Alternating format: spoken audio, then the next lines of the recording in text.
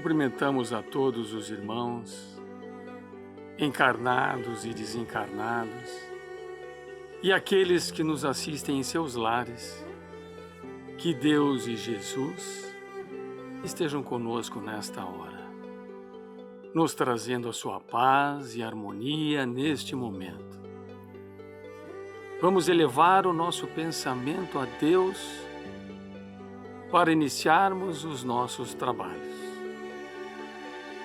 Pai nosso que estás no céu e em toda parte, santificado seja o vosso sagrado nome. Venha a nós o vosso reino e seja feita, Pai, a vossa divina vontade, assim na terra como no céu e em todos os mundos habitados. O pão nosso, do corpo e da alma, dai-nos hoje e sempre. Perdoa, Pai, as nossas dívidas e dai-nos o sublime sentimento do perdão, para que também possamos perdoar a todo aquele que tenha nos ofendido. E não nos deixeis cair em tentações e nem na influência dos irmãos menos esclarecidos. Envia-nos, Pai, seus divinos mensageiros, para nos proteger, amparar e guiar hoje e sempre. Que assim seja. Em nome de Deus, de Jesus e dos nossos guias espirituais, especialmente de Oswaldo Melo e Bezerra de Menezes, pedindo seu amparo e proteção, damos como abertos os trabalhos de exposição doutrinária, passes e irradiações. Sejam bem-vindos, queridos irmãos. Iniciaremos neste momento a exposição doutrinária. Muito obrigado. Olá, amigos. Espero que todos estejam bem. Por não poder estar presente ao Centro Espírita, pela pandemia, pelo isolamento social, estou gravando esse vídeo para que a gente possa refletir um pouco sobre o Evangelho de Jesus. O tema que escolhi é Fora da Caridade não há salvação, o Evangelho segundo o Espiritismo, no capítulo 15. Para dar início a essa exposição doutrinária, vou começar fazendo uma prece. Deus de infinita bondade e misericórdia, Jesus, com seus benfeitores espirituais, que nos dê a sustentação necessária para dar início ao trabalho de exposição doutrinária. Como disse, o tema é Fora da Caridade não há salvação. Então, para que a gente entenda um pouquinho o que é a caridade neste mundo em que nós vivemos. Eu, quando fiz o curso de expositores lá em São Paulo, eu aprendi que caridade é o amor em ação. E a caridade, ela pode ser vista de duas maneiras. Pode ter a caridade material e a caridade moral.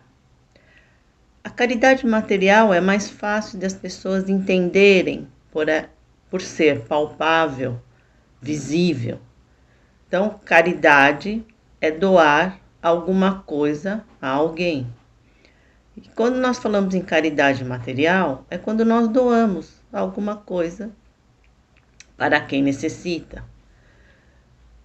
Para começar a nossa reflexão, eu vou falar sobre 3 fases da caridade que eu também aprendi lá no curso de expositores, para que a gente possa situar em que situação nós temos o entendimento da caridade. Como é que nós entendemos o que é caridade? Então, essas 3 fases ajudam para a nossa reflexão. A primeira fase seria quando nós separamos tudo aquilo que já não serve mais para nós, tudo aquilo que está atrapalhando em casa, e levamos em alguma instituição de caridade. ou nem levamos, pedimos para alguém levar tudo aquilo que nós separamos. A segunda fase seria quando nós já temos o cuidado de separar por itens as roupas, você coloca numa sacola, os sapatos em outra, utensílios domésticos em outra, separado, lavado, limpo, para que quem receba consiga usar aquilo que eu estou doando. A terceira fase seria quando eu compro alguma coisa nova, alguma coisa que eu goste, alguma coisa que fosse para o meu filho, para a minha filha, e faço essa doação. Sabemos que vivemos num mundo chamado de provas e expiações, onde habitam espíritos ainda imperfeitos. Então, todos nós somos espíritos imperfeitos, rumo a uma evolução espiritual. Então, cada espírito se encontra em uma dessas fases da caridade, dependendo do entendimento que o espírito tem sobre o que é caridade.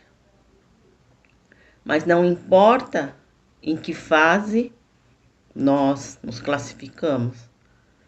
Importa é o despertar, a necessidade desse despertar da caridade, para que a gente comece, neste mundo de provas e expiações, a prática da caridade. Então, escutando uma palestra da Maristela Santos, ela disse o seguinte, que ela trabalha numa casa espírita lá no Rio de Janeiro e que receberam uma grande caixa de papelão com várias revistinhas de palavras cruzadas. As palavras cruzadas que já estavam todas prontas. Então, um espírito que entrega essas palavras cruzadas todas prontas, em que fase da caridade será que ele está? Porque ela disse que, no entender dela, aquilo era para ir para o lixo e não para se entregar para uma doação. Então, o desapegar daquilo que nós temos, às vezes é difícil. E a caridade mexe com esse desapegar. Desapegar daquilo que nós temos. Desapegar para dar, doar para aqueles que necessitam. Não é uma tarefa fácil, porque nós somos muito apegados a tudo aquilo que nós temos aqui, enquanto encarnados. Nós temos apegos a roupas, a sapatos, a utensílios domésticos, a tudo aquilo que nós temos em casa, e temos essa dificuldade de olhar para o próximo, olhar para quem necessita, desapegar e fazer essa doação. Mas não é porque o espírito tem um entendimento, lá na primeira fase, que ele doa tudo aquilo que ele não precisa mais, que ele não pode ter a consciência e mudar de fase.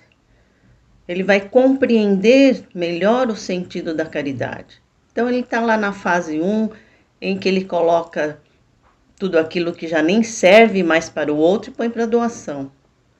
Mas no segundo momento, ele pode refletir e entender que, se não serve para ele, também não vai servir para o próximo.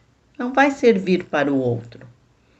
Então, quando ele tiver esse entendimento, ele já vai estar ali na segunda fase, separando realmente aquilo que serve ainda para ele, mas que ele não precisa mais naquele momento, ou ele está fazendo uma troca na sua casa e vai fazer a doação para o seu próximo. Aí na terceira fase, quando é doar alguma coisa de novo, ir na loja, escolher, comprar aquilo que lhe agrada para dar para o outro.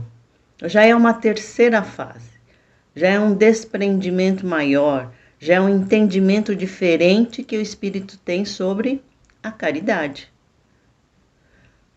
O exemplo dessa terceira fase seria as sacolinhas de Natal, que muitas instituições de caridade fazem no final de ano para presentear aquela criança que não tem nenhuma roupa nova, nenhum brinquedo novo, e pelo menos uma vez ao ano, no final do ano, ela vai receber aquela sacolinha com coisas novas.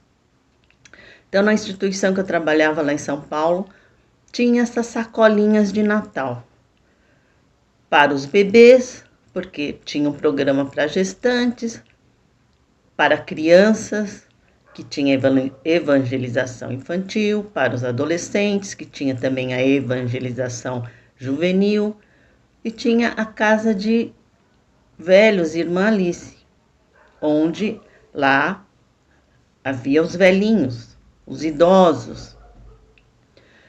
As sacolinhas eram disponíveis para os frequentadores, trabalhadores da casa espírita. Ficava à disposição de quem quisesse pegar a sacolinha para poder presentear alguém no final de ano. Mas na sacolinha já tinha uma etiqueta que o mínimo que pudesse colocar na sacolinha era um brinquedo, uma roupa e um calçado. Esse era o mínimo. E as outras coisas que você quisesse agregar na sacolinha, você poderia, como um shampoo, um sabonete ou algum agrado a mais para a criança. E antes de fazer essa entrega para as crianças, que no final do ano tinha uma festa, onde o Papai Noel chegava e entregava as sacolinhas para as crianças. Mas antes desse evento, havia necessidade da checagem das sacolinhas, porque muitas vezes a sacolinha vinha faltando. Colocava só uma roupa e um brinquedo, não tinha o sapato. A instituição colocava o sapato. Então, todas as sacolinhas, pelo menos o mínimo necessário, a sacolinha tinha, que eram esses 3 itens. Muitas vinham com mais. Então, as sacolinhas, elas não eram abertas lá na instituição. As sacolinhas eram levadas para suas casas, as crianças levavam para suas casas para poderem abrir, para não ficar a comparação. Eu ganhei isso, você não ganhou, isso é melhor, isso é pior. Então, para que não houvesse essa comparação, as crianças só poderiam abrir as sacolinhas quando estivessem em casa. Então, essa terceira fase é quando a pessoa já entendeu melhor o sentido da caridade. Ela pode continuar fazendo a segunda fase, que é doando coisas boas para o próximo. Aquilo que serve para ela, ela vai doar para o próximo. Mas ela também pode fazer essa terceira fase da caridade.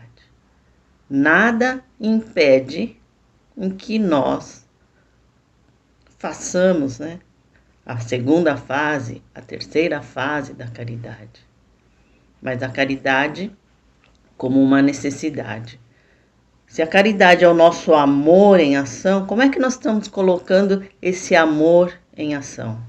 Será que esse amor está estagnado, parado, ou realmente nós estamos colocando em ação?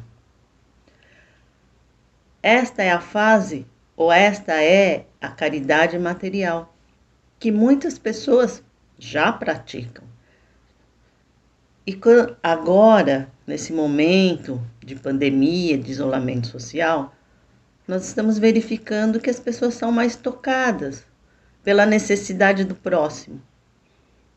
Estão sendo feitas mais doações de bens materiais, como cesta básica, máscaras. Então, quando as pessoas são tocadas com esse sentimento de amor ao próximo, elas começam a fazer essas doações.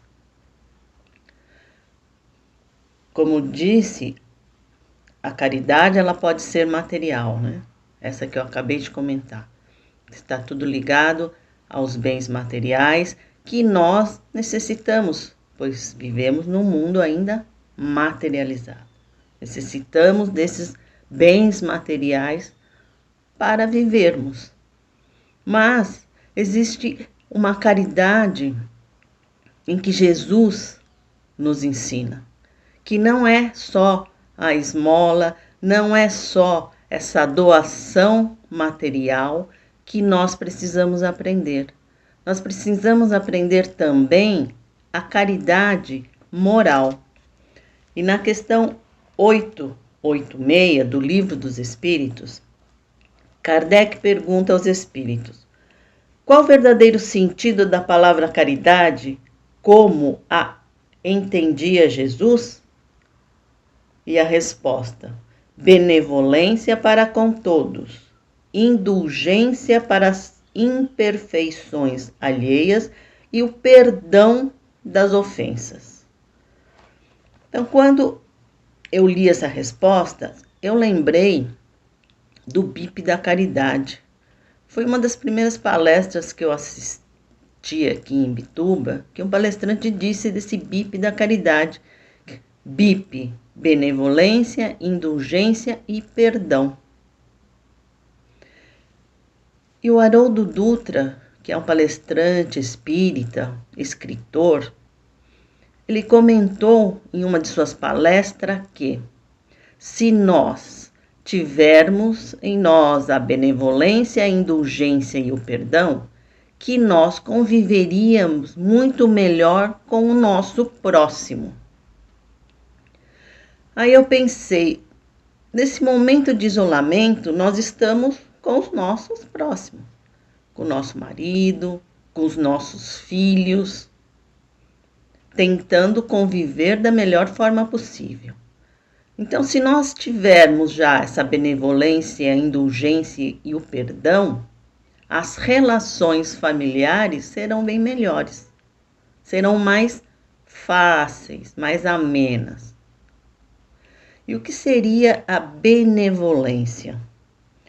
Benevolência é aquela pessoa que é boa, ela pratica o bem, ela é altruísta. Isso é ser benevolente. O que é ser indulgente? Indulgente é aquela pessoa que não olha os defeitos alheios. Ela não fica apontando o dedo para o outro e apontando: olha, você é um chato, você é um teimoso, você fala mal das pessoas, é maledicente. Não cabe a nós julgar o nosso irmão. Nós podemos observar, podemos de alguma maneira ajudar. Mas não temos que espalhar que o outro é maledicente, é teimoso, é ruim. Não cabe a nós fazer esse papel. Então, a pessoa indulgente, ela não faz isso. Ela apenas observa. E quando vem a palavra indulgência, eu sempre lembro da história da vidraça. Que uma senhora olhava sempre pela vidraça da sua casa. No quintal da vizinha tinha lá o varal, estendido as suas roupas. E ela sempre chamava o marido e dizia: olha, marido, as roupas da vizinha, como estão amareladas, sujas, encardidas. Isso era uma constante. Então, todo dia ela ia verificar se a vizinha tinha aprendido a lavar as roupas que estavam estendidas no varal. E um certo dia ela chamou seu marido e disse a ele: olha, a vizinha aprendeu a lavar as roupas. Estão estendidas lá no varal, mas estão limpinhas. Olha que maravilha. E o marido apenas disse a ela: não foi a vizinha que aprendeu a lavar as roupas, fui eu que limpei a sua vidraça. Então, a pessoa indulgente, ela não vai olhar o defeito, a imperfeição do outro, mas ela vai olhar para dentro de si e verificar quais são as imperfeições que eu tenho, o que eu preciso melhorar dentro de mim. É isso que ela vai fazer. E tem um teste que é interessante, que eu Eu vi pela internet que um palestrante comentou sobre a indulgência e sobre esse teste que eu achei interessante, vou compartilhar com vocês. O teste é simples, é só pegar uma folha de papel, fazer um pontinho preto bem no meio da folha, levar para alguém e perguntar: o que você está enxergando aqui? Uns vão responder: o pontinho preto. Outros vão responder: é a folha em branco. Então, aquele que verificar que a folha está em branco é porque já é uma pessoa indulgente. Aquele que observar apenas o pontinho preto é porque não é indulgente. E ele disse que 99% das pessoas não são indulgentes, que a maioria ainda aponta o dedo, que a maioria julga o comportamento alheio, mas esquece de olhar para dentro de si mesmo. E eu fiz esse teste aqui em casa. Quem está próximo de mim é o meu marido, né? E eu achando que ele ia enxergar o pontinho preto como eu enxerguei o pontinho preto. Mas não, ele enxergou a folha em branco. Então, que bom que eu descobri uma qualidade no meu marido. Porque é fácil nós apontarmos o erro do outro, mas quando nós procuramos uma qualidade, qual é a qualidade que o meu companheiro, meu parceiro, meu marido tem? Aí nós achamos dificuldade. Nós ficamos pensando e muitas vezes demoramos para responder. Mas quando é uma imperfeição, rapidamente a gente tem a resposta. Isso é conosco também. Quando nós falamos quais são as suas imperfeições, rapidamente nós vamos falar quais são. Mas quando perguntam para nós quais são as suas qualidades, suas virtudes, aí a gente sempre pensa e fala: deve ser isso, acho que é assim, mas não temos certeza. Nós não temos certeza nem das nossas próprias qualidades, das nossas virtudes ainda. Temos essa dificuldade em identificar. Então, a pessoa indulgente, como disse, não olha defeitos, não julga, apenas observa. Perdão. Quantas vezes devo perdoar o meu irmão? Perguntou Pedro a Jesus. Não 7 vezes, mas 70 vezes 7 vezes. Então, nós temos que perdoar o nosso irmão infinitamente. Quantas vezes forem necessárias perdoar. No nosso dia a dia, muitas vezes, na convivência diária, às vezes o outro fala uma coisa que você não gosta, você fica magoado, chateado, mas há aqui a necessidade de perdoar. Você fica chateado na hora, mas logo você perdoa, releva. Esse não é o ensinamento de Jesus, que nós temos que perdoar o nosso irmão? Que nós temos que entender que nós não somos perfeitos.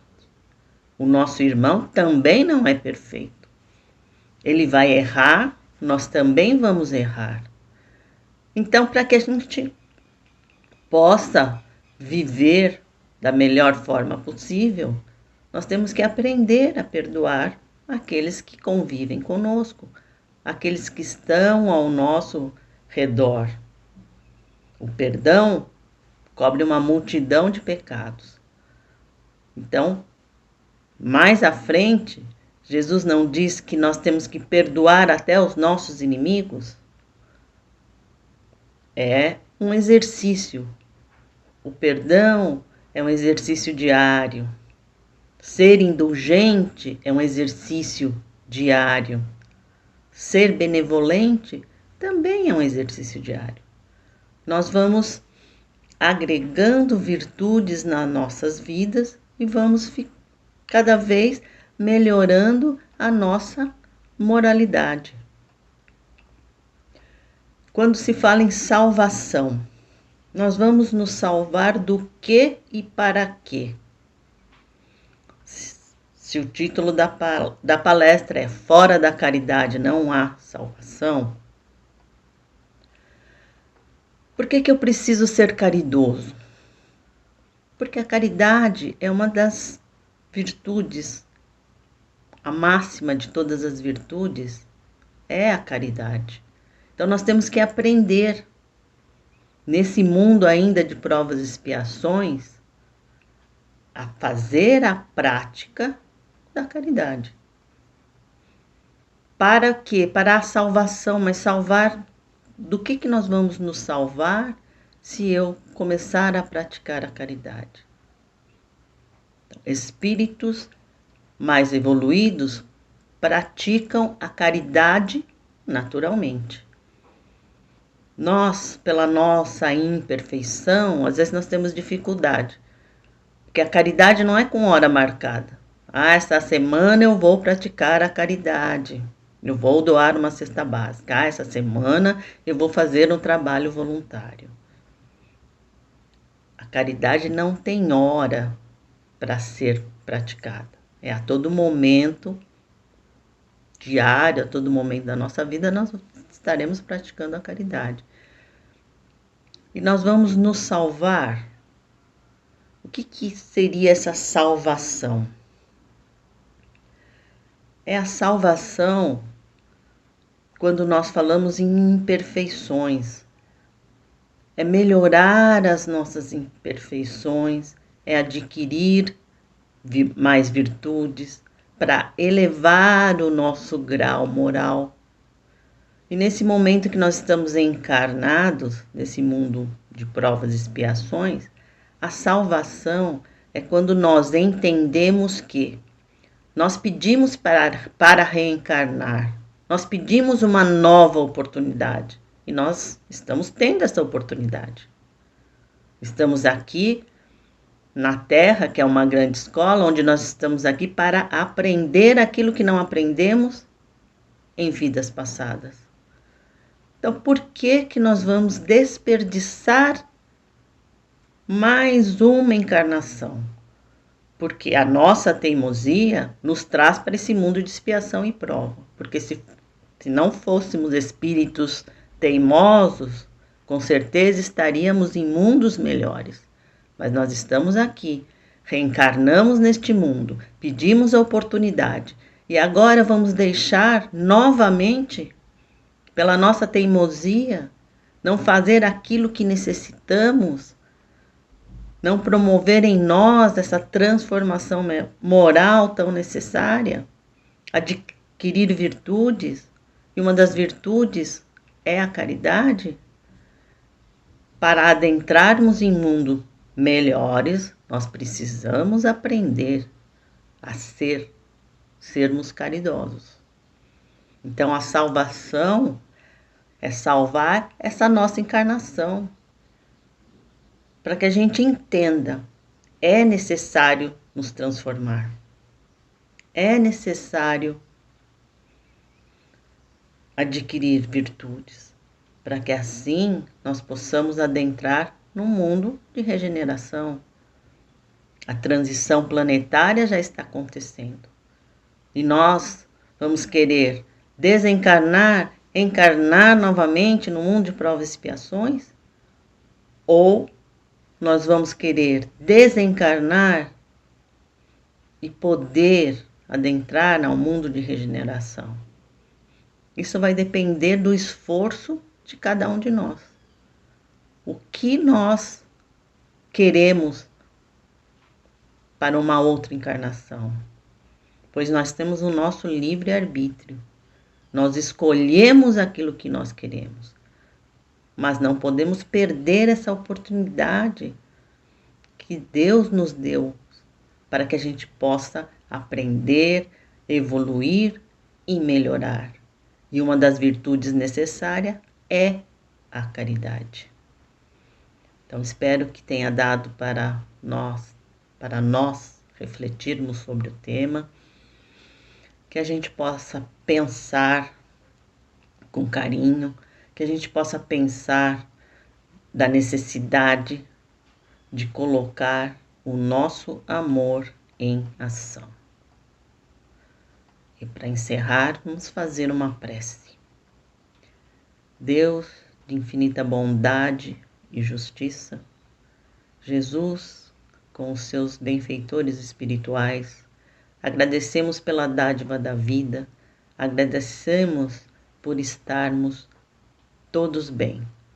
Que assim seja. Meus irmãos, vamos nos preparar para as bênçãos do passe. Para recebermos estas transmissões de energias positivas, devemos nos colocar física e mentalmente à disposição dessas bênçãos. Vamos nos sentar corretamente nas cadeiras, descruzar os braços e pernas, fechar os olhos e elevar nossos pensamentos a Deus e a Jesus, numa prece sentida, pedindo forças e coragem para podermos lutarmos e vencermos todas as nossas dificuldades. E nesse momento, que os trabalhadores das falanges de Oswaldo Melo e Bezerra de Menezes possam visitar a cada um de nós, em nossos lares, onde estivermos, e derramando bênçãos de paz, de saúde e de amor.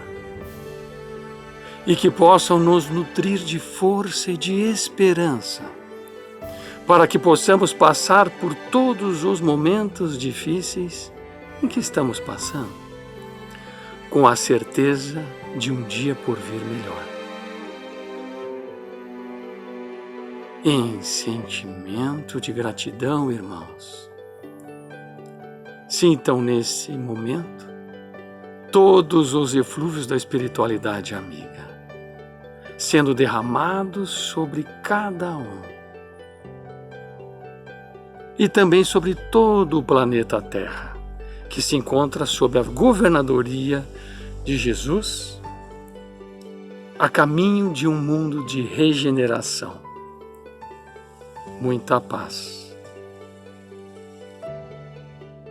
Vamos, neste momento, realizar a prece para nossos irmãos, elevando nossos melhores pensamentos e sentimentos juntos com Jesus, pedindo por todos os nossos irmãos que nesse instante se encontram necessitados de amparo. São tantos os que sofrem, Senhor, e por eles queremos pedir que nossos irmãos maiores possam, nesse instante, visitar a cada um deles, levando tudo aquilo de que necessitam, para se fortalecerem e se sentirem amparados. Às crianças e órfãos, que eles levem o carinho, o afago amigo e a alegria infantil. Aos que se encontram nas prisões materiais e nos cárceres do espírito, a força necessária para fazerem as modificações que os libertem e os modifiquem para o bem. Aos que se encontram nos hospitais sofrendo muitas vezes dores atrozes, a calma e o conforto da cura, se assim merecerem, e a fé para suportarem o seu sofrimento, sentindo a tua presença amiga a seu lado. Aos irmãos que se encontram nas drogas, a lucidez e força para vencerem os seus vícios. Aos que se perderam no sentido da vida e abreviaram a sua caminhada pelo suicídio, o perdão incondicional, para que suportem com coragem o resultado do seu ato impensado. E a todos, Senhor, que de uma maneira ou de outra trabalham junto aos irmãos necessitados, o entendimento da vida e do amor ao próximo, para que saibam amar e tratar com carinho estes irmãos. Que todos nós, nessa hora, sejamos abençoados pelo Teu amor, Pai, derramando sobre nós e nos nossos lares a Tua paz e a Tua misericórdia, para que todos sejam amparados pela Tua luz. Agradecendo por todas as bênçãos de amor que recebemos, pedimos a Deus, a Jesus e a nossa corrente espiritual, em especial a Oswaldo Melo e Bezerra de Menezes, a permissão para encerrarmos os trabalhos. Que assim seja.